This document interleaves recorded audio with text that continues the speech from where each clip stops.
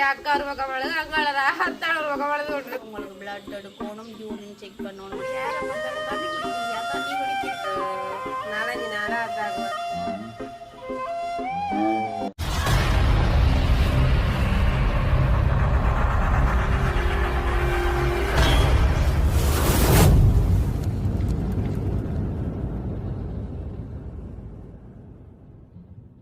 அனைவருக்கும் வணக்கம். நான் ரசாயினி.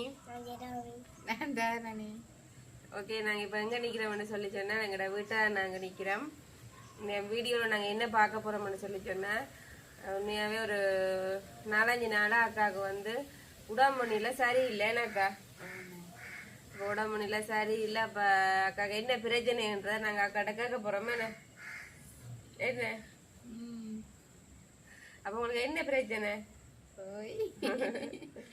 எனக்கு என்னென்னா இப்போ போன கிழமையிலேருந்து வயிற்றுக்கு சரியான ஒரு நோவு ஒன்று ஏற்பட்டுட்டுது. அதுவும் அந்த நோவு குத்து ஒன்றும் இல்லை, இந்த வயிற்றுக்கு புண் கொதிக்கிற மாதிரியான ஒரு கொதிப்பு. ஏற்கனவே எனக்கு அல்சரும் இருக்குது.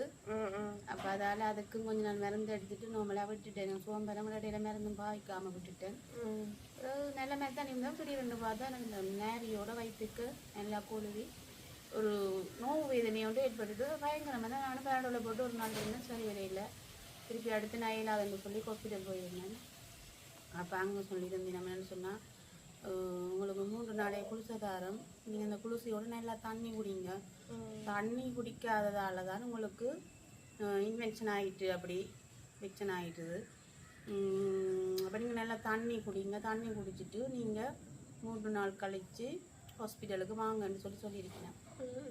அப்போ நான் இப்போ எனக்கு 3 நாள் குளிசையும் முடிஞ்சது, தண்ணியும் குடிச்சு கொண்டு தான் இருக்கிறேன். நான் எனக்கு அந்த நோவலி கொஞ்சம் விட்டு விட்டு நோமலாக வந்து கொண்டு தான் இருக்குது. அந்தபடியால் நான் திருப்பியும் ஹாஸ்பிட்டல் போட்டு தான் வேணுமே. நான் தான் 2 அக்கா கூட்டி கொண்டு போனாங்க ஹாஸ்பிட்டலுக்கு. அப்போ டாக்டர் சொன்ன விஷயம் என்னென்னா, வந்து நல்லா தண்ணி குடிக்க சொல்லி, அந்த தண்ணியால் தான் அந்த வருத்தத்தை மாற்றலாம், மற்றபடி ஒன்றுமே செய்ய இல்லாது. அக்காவும் வந்து தண்ணி குடிக்க சரியான குறைவு தானே. அப்போ தண்ணி குடிக்காதால அக்காவுக்கு வந்து இப்படியான பிரச்சனைகளும் ஏற்பட்டது. ஆனால் எனக்கு பார்க்க அக்கா வந்து எங்கள் வீட்டை வந்து தண்ணி குடித்த மாதிரிலாம் எனக்கு தெரியவே இல்லை. வளமையாக குடிக்கிற மாதிரி தான் குடிக்கிறேன். என்ன எங்கே குடிக்கிறேன் நீங்கள்? குடிக்கிறேன் உண்மையாகவே தண்ணி குடிக்கிறேன்னா ஒரு அளவு ஒரு போத்தலை வச்சு குடிச்சா தான் எங்களுக்கும் தெரியும் 3 லிட்டர் குடிச்சிருக்கிறோம்ன்ற ஒரு அடையாளமாக அது இருக்கும். ஆனா எனக்கு அக்கா அப்படி குடிச்ச மாதிரி தெரியல. காலநிலை என்னன்னு சொன்னால், காலநிலையும் இப்போ மாறிட்டுது. கிளைமேட் மாறி மழை சூழ்நிலையால மழை நேரங்கள் ஒரு வெயில் நேரத்திலேயே தண்ணி குடிக்கிறது கொஞ்சம் கஷ்டம்தான். அப்படியான சூழ்நிலையில மழையும் அடித்து ஊற்றி கொண்டு குளிர் நேரத்துல தண்ணி என்னென்று குடிக்கிறது தண்ணி விடாயம் ஏற்படாது. ஆனாலும் வீட்டை வந்தாலும் இங்க மாறி மாறி யார பார்த்தாலும் தண்ணி குடிக்கிறியா என்றுதான் கேள்வி. என்ன செய்யறது? அதாலதான் கூட நோயை மாற்றலாம்னு டாக்டர் சொல்லிருக்காரு. உண்மைதான். அம்மா கண்டோடனே தண்ணி குடிக்கிறேன்னு தெரிய இல்லை. இப்படியே மாறி மாறி ஆனா நானும் குடிச்சு கொண்டுதான் இருக்கிறேன். பாப்போம் எனக்கு என்னது நடக்குதுன்னு பாப்போம். என்ன அதான் நேற்று மக்கா பாத்தீங்கன்னா சரியா இரவுல சரியான நோவுல அழுது கொண்டு வந்தா சரியா வயிறு நோவுதுன்னு சொல்லி வயிறு சொன்னா கொஞ்சம் வயர்லாம் எனக்கு வீங்குற மாதிரி கிடக்குன்றலாம் சொல்லி அழுது அம்மா அந்த இடத்துக்கு கேட்டு அக்கா பார்த்தேன்னா நெய்லாம தான் இருந்தாவா. நான் நெய்லாதெல்லாம் தான் என்னோட வீடியோவுக்கு வந்து நின்றேன் நான். அதுதான் எனக்கு இயலாது. ஆனால் என்ன செய்யறது, அந்த அவையல் விரும்பி கேட்டுட்டு நாங்கள் செய்து கொடுக்கணும், மறக்க கூடாது என்றதுக்காக நானும் கொஞ்சம் பேலன்ஸ் பண்ணி ஒரு மாதிரி அட்ஜஸ்ட் பண்ணி செய்து கொடுத்துட்டு அதோடய அப்படியே நான் போய் படுத்துட்டேன் தெரியுமா. போய் நாங்கள் நோபலாக பார்க்க நேரம் போகும் பயங்கர கொதி வேதனை. போய் நான் என்ன அறியாமல் நான் கூட வெளிக்கிட்டேன். எனக்கு இல்லாமல் இருக்குன்னு பிறகு அம்மா பேனடோல் தந்து பிறகு இந்த இது சித்தாலை பாதுகள் எல்லாம் வயிற்றுல போட்டு தேய்ச்சிட்டு ஒரு ப்ரே பண்ணி விட்டாங்க. ஒரு மாதிரி கடவுளைந்து அண்டு பொழுது ஒரு மாதிரி சுகமாகி இன்றைய வரையும் ஏதோ அதே நிலையோட இப்போ சுகமாக தான் இருக்கிறேன். லைட்டான ஒரு நோவோடு தான் இருக்கிறேன். பாப்பமா நான் அப்படியே வச்சிருக்கிறதும் அதுவும் எனக்கு நல்லதா தெரியல. என்ன எதுவாக இருந்தாலும் சின்னதுலேயே கொண்டே காட்டுறது நல்லது தானே. ஒரு நாளைக்கு பெருசாக எதுவும் நிறுத்தமெண்டா அது ஒரு பெரிய சிக்கலாக போயிடுமே, அது ஒரு பெரிய பிரச்சனையாக போயிடும். அப்போ அதுன்றபடியால் நான் நாளைக்கு தான் ஹாஸ்பிட்டல் போகலாமண்டி இருக்கிற. மறுபடியும் ஞாயிற்றுக்கிழமை தானே. அப்போ நாளை போனால் நல்லா தானே டாக்டர் எல்லாரும் நிப்பி நம்ம பார்க்கலாமன்ற. அப்போ நாளைக்கு எப்படியும் பிளட் அதை செக் பண்ணி பார்க்க சொல்லிருக்கேன். உங்களுக்கு நீங்கள் இந்த குளிசையை போட்டு முடிய உங்களுக்கு அப்படி இருக்கு மாதிரி இருந்தால் நீங்கள் வாங்க, உங்களுக்கு பிளட் எடுக்கணும், யூரின் செக் பண்ணணும்னு சொல்லியிருக்கிறேன். அப்போ நாளைக்கு நான் போனால் எனக்கு கட்டாயம் பிளட்டும் எடுத்து யூரின் டெஸ்ட்டு செய்வினேன். அது ரிசல்ட்டில் எப்படி வருதோ கடவுளுக்கு தான் தெரியும். அதுதானே. ஆனா உண்மையிலேயே அந்த பிளட் அதை செக் பண்ணி பாக்குறேன் நல்லா தானே எங்கட உள்ள பிரச்சனைகளை கண்டுபிடிப்பீங்க. நாங்க ஹாஸ்பிட்டல் போகாம இருந்து அப்புறம் வருத்தத்தை பெருப்பிச்சு கொண்டு போறதை விட இப்பவே நாங்க சின்னனுக்கே போய் காட்டுறது நல்லா. அப்ப அதனால நீங்க என்ன செய்யணும், நாளைய காலமே ஒரு எல்லா வேலையில விட்டுட்டு அதாவது ஹாஸ்பிட்டல் போகணும். ஏன்னா அக்காவுக்கும் ஒரு பழக்கம் சொல்லி ஒரு குளிசையை போடுவா, குளிசையை போட்டு நின்றுட்டேன்னு சொன்னா அந்த ஹாஸ்பிட்டல் கதையே கழிக்க மாட்டேன். இப்ப மாறிட்டு தானே பாப்பண்டு நல்லா எடுக்குமென்னு சொல்லுவா. ஆனா நேற்றெல்லாம் அவன் நடந்தது இதெல்லாம் சரியானோ ஒரே ஆளுங்க ஏலான்னு சொல்லி. அப்ப நான் கட்டாயம் நாளே ஹாஸ்பிட்டல் போகணுமேனாக்கா. கட்டாயம் நாளே ஹாஸ்பிட்டல் போயிட்டு தான் வேலை. நான் டாக்டருக்கு கேட்பேன், என்ன இப்போ நீங்க தண்ணி குடிச்சீங்களோன்னா கேட்பேன். உண்மைதான் கேட்பேன். நானும் ஓரளவு என்னால் தண்ணி குடிச்சு கொண்டு தான் இருக்கிறேன். ஆனால் எனக்கு அந்த வேதனை கொஞ்சம் இன்னும் சுகமா வரையில்லை, எனக்கே தெரியுது. இன்னும் எனக்கு சரி வரையில்லைன்ற விஷயம். அப்போ அப்படியா இருக்க நாளைக்கு போனால் தான் தெரியுமே. நான் சரி சரி. அப்போ அக்காவோட உடம்பு சூழ்நிலையும் அப்படியா போகுதானே. இப்போ அப்படியா போய்கொண்டிருக்க அக்காவும் பார்த்தீங்கன்னா இப்போ ஒலிக்கிட்டு கொண்டு நிற்கிறா. எங்கே போகிறீங்க இப்போ? என்னன்னு சொன்னா அடுத்தது ஜெரோமி குட்டி. ஜெரோமி குட்டி நானும் வலிக்கிட்டது வேற போறோம்னு என்ன காரணம்னா அவங்க மாமி இப்போ 3 நாளாகவே ஹாஸ்பிட்டலில் அட்மிட் பண்ணியிருந்திருந்தா. அப்போ வாக்கும் சரியான உடம்பு சரியில்லை. அப்போ அதால் நான் அவள் போய் பார்க்கணுமென்ட்டு தான் இருந்தேன். ஆனால் என்னுடைய உடம்பு நிலை சரியான மோசமாக இருந்தது. அப்போ அதால் நானும் இங்கே குளிசை பாவிச்சு கொண்டு வீட்டில் தான் இருந்தேன்.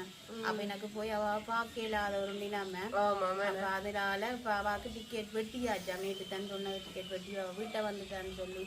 அப்போ இப்போ எனக்கு நாளைக்கு நாங்கள் ஹாஸ்பிட்டல் போகிறோன்னே நீ எப்படியோ என்னவோ அதுவும் எனக்கு சொல்ல தெரியல தானே. அந்த இதில் இப்போ கொஞ்சம் பேனடால் போட்டு எனக்கு கொஞ்சம் சுகமாக இருக்கிறபடியால் நான் ஒரு காவாவையும் போய் பார்த்துட்டு வருவோம்னு சொல்லி நான் வலிக்கிட்டு நிற்கிறேன். அப்போ ஜெராமி குட்டி எங்கே போகிறீங்க? நானும் அம்மாவோட போகிறேன்னா ஜெராமியை பார்த்தீங்கன்னா நான் போகிறத விட அக்கா எங்கே போனாலும் உடனே அக்காவோட விடாது, உடனே போயிடும் ஆளும் சேர்ந்தேனே. ஆனா இன்னும் சாப்பிடவே இல்லை. எங்கேயும் போறேன்னு சொல்லி சொன்னா சாப்பிடாது. மூத்த பாருங்க கூட ஒரு வாட்டமா கிடக்கு. சாப்பிட இல்லை. ஏன் சாப்பிட இல்லை? ஒரு வாய் சோறு கூட சாப்பிடவே இல்லை. ஜெரோமி இப்ப வர வர சாப்பிட்றது கொஞ்சம் சரியான குறைவாதுதான்.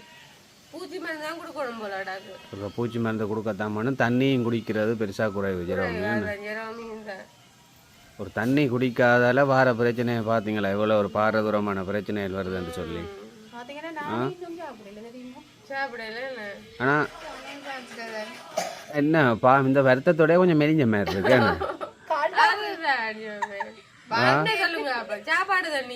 சாப்பாடு இல்லை அதுதான்.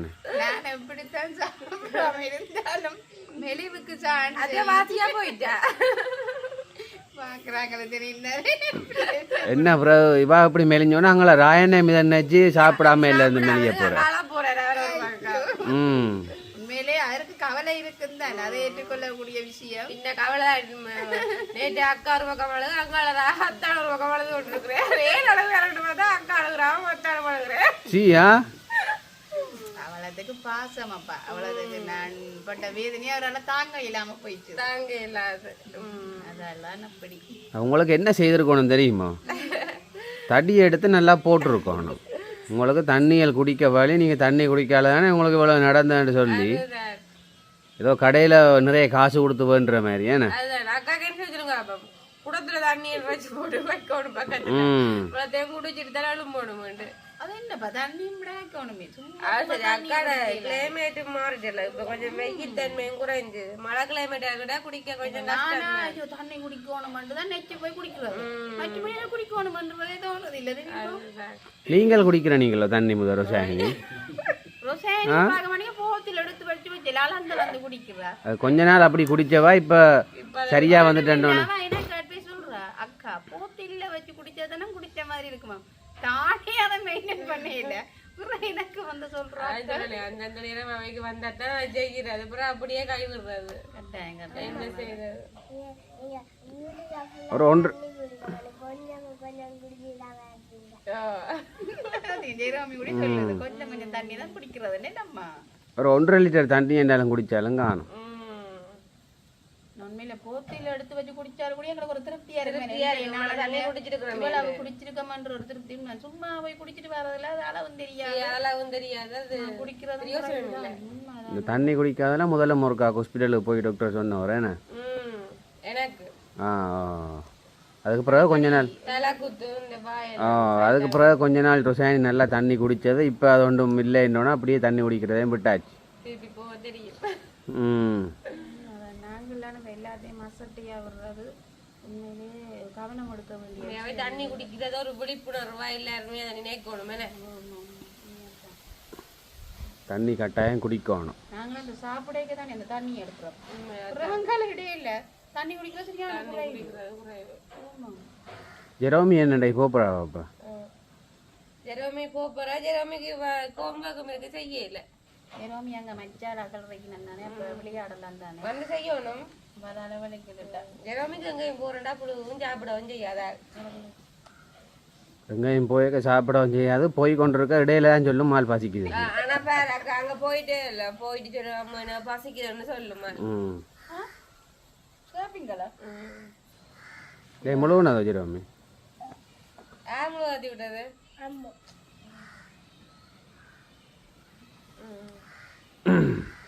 குட்டிய முழுக மாத்தி விட்டது அம்மா நான் குளிக்க போக மாட்டாரும் வந்துட்டேன்.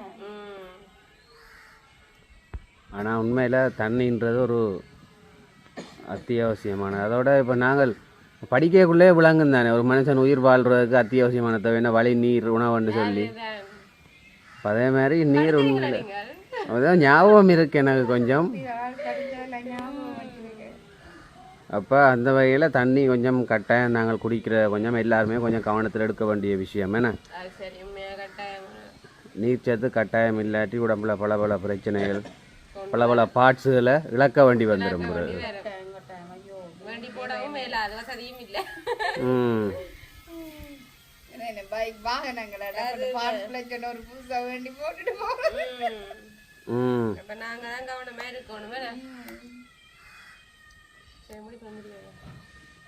சரி அப்ப பாத்தீங்கன்னா நாங்க திருடங்களை வீடியோவை முடிச்சுக்கொள்ள போறோம். சரி அப்போ எங்களோட வீடியோ பார்க்குற நீங்கள் லைக் பண்ணுங்கள் கமெண்ட் பண்ணுங்கள். எங்களோட வீடியோ ஃபர்ஸ்ட் டைம் பார்க்குறதா இருந்தால் மறக்காமல் சப்ஸ்கிரைப் பண்ணுங்கள். மற்றபடி வீடியோ சந்திக்கிறோம். பாய்.